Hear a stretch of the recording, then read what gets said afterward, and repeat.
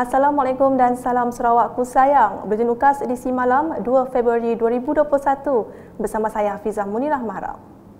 Berita dimulakan dengan Kerajaan Sarawak akan mengagihkan bantuan makanan kepada lebih kurang 16,000 ketua isi rumah KIR di daerah Kapit dan daerah Song yang terjejas akibat pelaksanaan Perintah Kawalan Pergerakan PKP.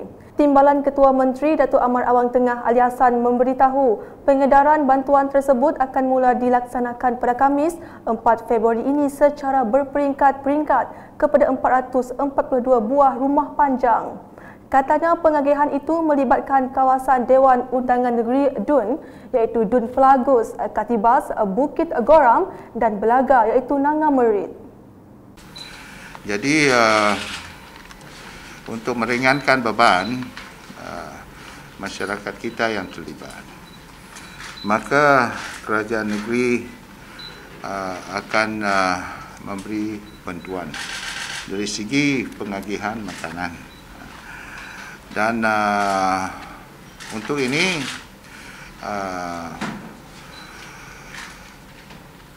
peruntukan akan dibagi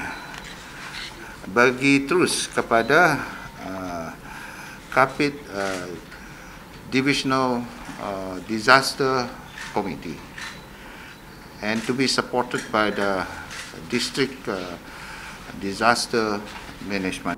Bercakap dalam sidang media di Kuching pada Isnin, beliau yang juga pengerusi Jawatankuasa Kecil Rantaian Bekalan Makanan Sarawak turut memberitahu Kerajaan Sarawak telah memperuntukkan sebanyak 1.42 juta ringgit bagi menyalurkan bantuan bekalan makanan kepada penduduk di kawasan daerah Kapit dan Song.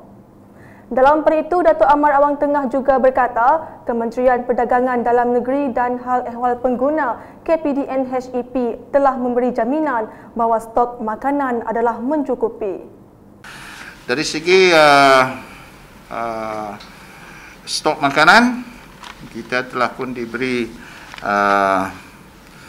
jaminan oleh KPDN HEP, pengarah dia bersama kita dalam mesyuarat tadi,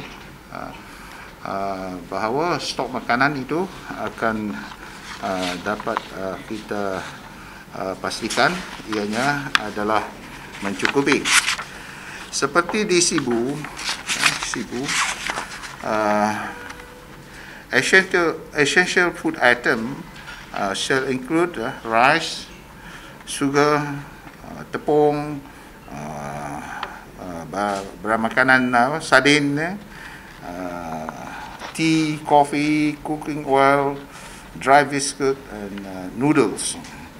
Datuk Amar Awang Tengah turut berkongsi mengenai pengedaran bekalan makanan di Sibu yang mana Jawatankuasa Pengurusan Bencana Bahagian JPBB Sibu telah mengedarkan kepada seramai 36,805 ketua isi rumah. Pihak Jawatankuasa Bencana Pengurusan Sibu akan berusaha untuk memastikan yang pengedaran makanan ini akan dapat dilaksanakan dalam tempoh ini. Ya. Setengah daripada kawasan-kawasan itu sudah siap diedarkan makanan dan kebanyakan masih lagi di dalam bandar Sibu itu sendiri, dalam bandar Sibu itu sendiri. Di kawasan-kawasan lain seperti Selangor dah siap semua dihantar. Jadi mereka akan terus berusaha untuk memastikan bahawa food distribution ini untuk mereka yang masih belum lagi menerima akan dijalankan. Berita seterusnya, Menteri Kebajikan Kesejahteraan Komuniti Wanita Keluarga dan Pembangunan Kanak-kanak KWKPK Datuk Seri Fatimah Abdullah telah mengadakan lawatan pemantauan bagi pematuhan prosedur operasi standard SOP di Institusi Pendidikan Awal Kanak-kanak IPAKK di Tadika Kurnia Kuching pada Selasa. Menurut Datuk Seri Fatimah, lawatan ini bertujuan untuk memantau pematuhan SOP yang sedia ada bagi memastikan keselamatan kanak-kanak dan pendidik sentiasa terjaga.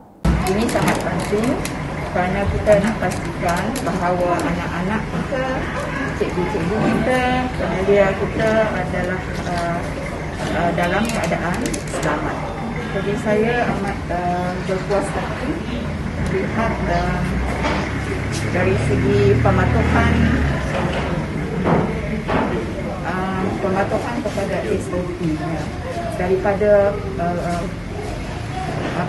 pagar kecil itu, mereka mula sampai ke Al-Khalifa, kemudian masuk ke dalam, kemudian untuk activity, ya, dan juga dari segi yang semua sekali dari peralatan, kemudian aktiviti yang dijalankan, kita mendapati memang ada pematuhan kepada SOP. Jelas beliau lagi, pembukaan Taska Tadika di Sarawak setakat 31 Januari 2021 sebanyak 264 IPA KK swasta beroperasi dalam kawasan Perintah Kawalan Pergerakan bersyarat PKPB. Taska dan Tadika kerajaan masih tutup. Yang swasta, yang buka ialah yang swasta 264. Manakala di Sibu pula, susulan pelanjutan PKP di kawasan tersebut, semua IPA KK di bahagian Sibu diarah tutup sehingga arahan pembukaan seterusnya dimaklumkan. Berita berikutnya, pasukan Brigade Sarawak PJA berjaya mencekup seramai 7 orang pendatang asing tanpa izin parti bersama 3 tekong dalam op benteng COVID yang dilaksanakan dari 30 hingga 31 Januari lalu. Dalam satu kenyataan media pada Selasa, Brigade Sarawak PJA memberitahu operasi selama 2 hari di 5 lokasi itu juga berjaya mengusir seramai 10 parti ke negara asal. 5 lokasi tersebut adalah Jalan Serian Seri Aman Sarawak, Kampung Pasir Tengah Lundu, Terbedu Serian, Terbedu Sempadan Malaysia Indonesia dan sekitar kawasan Bau. Selain itu, operasi itu juga telah berjaya merampas wang tunai berjumlah keseluruhan RM65,300 daripada parti. Semua kesalahan di bawah Seksyen 15 Akta Aktif SOM 2007, Seksyen 6-1 Akta Immigration 1959, Akta 155 dan Akta Pencegahan dan Pengawalan Penyakit Berjangkit 1988, Akta 342. Beralih ke perkembangan harian COVID-19. Sarawak hari ini merekodkan sebanyak 121 lagi kes positif baru COVID-19 untuk melonjakkan angka keseluruhan kes di negeri ini sebanyak 4,676. Menurut kenyataan media Jawatankuasa Pengurusan Bencana Negeri JPBN Sarawak pada Selasa, Sibu masih merekodkan kes positif tertinggi sebanyak 37, disusuli Miri 25, Tapid 21, Dalat 10, Bintulu 9, Bukit Mabung 4, Kuching 3, Song 3, Beluru 3, Serian 2, Sarike 1, Kanawit 1, Julau 1 dan Selangau 1. Turut dimaklumkan 12 kluster masih aktif di Sarawak iaitu kluster Bintang Deli Meradong, kluster Jalan Pengiran Matu, kluster Tabung Bau, kluster Indah Riang Kuching, kluster Bedayan Serian, kluster Rakut Miri, kluster Bukit Sekubong Sebauh, kluster Jelita Miri, kluster Pasai Sibu, kluster Keranji Tabuan Kuching, kluster Bahsayap Miri dan kluster Stutung Kuching. Sementara itu, daerah Sarike kembali berstatus kuning daripada status jingga setelah merekod hanya 15 kes jangkitan tempatan dalam tempoh 14 hari yang lepas. Daerah Kapit, Song, Dalat, Bintulu, Kanawit, Miri, Sibu dan Kuching kekal berstatus merah, manakala Bau, Lundu, Subis dan Betong kekal berstatus jingga.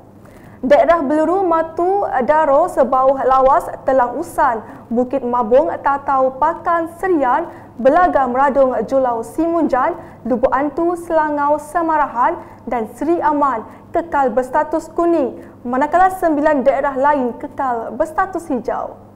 Sekian edisi malam bersama saya Hafizah Munirah dan kru penerbitan. Berita lebih lanjut boleh didapati di semua platform media sosial UKAS termasuk portal ukas.sarawak.gov.my dan pastikan anda subscribe UKAS Channel di YouTube. Salam UKAS.